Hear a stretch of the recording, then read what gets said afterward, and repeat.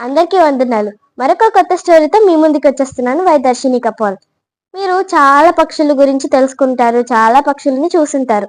కానీ నేను మీ ముందు రెండు పక్షుల గురించి మీతో మాట్లాడబోతున్నాను. ఆ రెండు ఏంటంటే కాకి, మరొకటి పావురం. మనము చాలా పక్షుల్ని చూస్తాం. వేరు లక్షణాలు, వేరు గుణములు గలవి.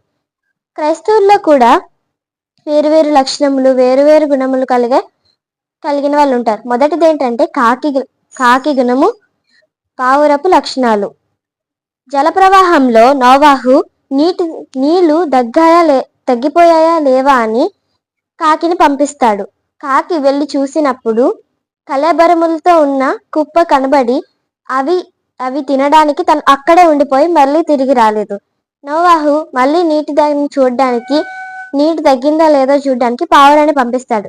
పావురం అక్కడ ఉన్న కళేబరములను చూస్తుంది. కానీ వాటి దగ్గరికి వెళ్లకుండా ఒలేవ ఆకుని పట్టుకొని వచ్చి నోవాహుకి ఇస్తుంది. దీన్ని బట్టి ఏంటి చూస్తున్నామంటే మనము మొదటిది కాకి లక్షణము, మన పాత గుణములో ఉన్నటువంటి కాకి లక్షణము మన పాత గుణము.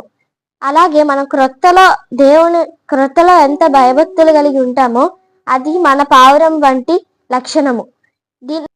ఇజ్రాయేలు వాళ్ళు మన్నాని భుజించినప్పుడు వాళ్ళు అంటే దేవుడు వాళ్ళకి కన్నానుకి పట్టుకెళ్దామని అనుకుంటారు.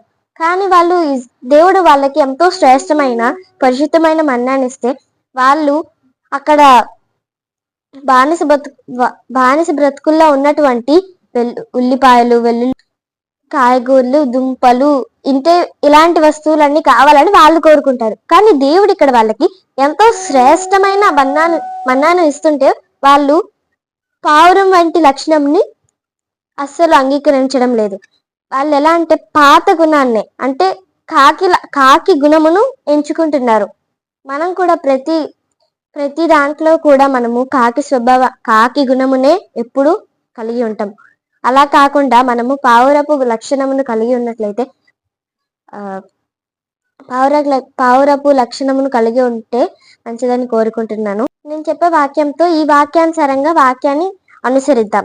78వ కీర్తన 18వ చరణం. వారు తమ హృదయములో ఆశ కొలది ఆహారము అడుగుచు తమ హృదయములో దేవుని శోధించిరి. Praise the lord. God bless you.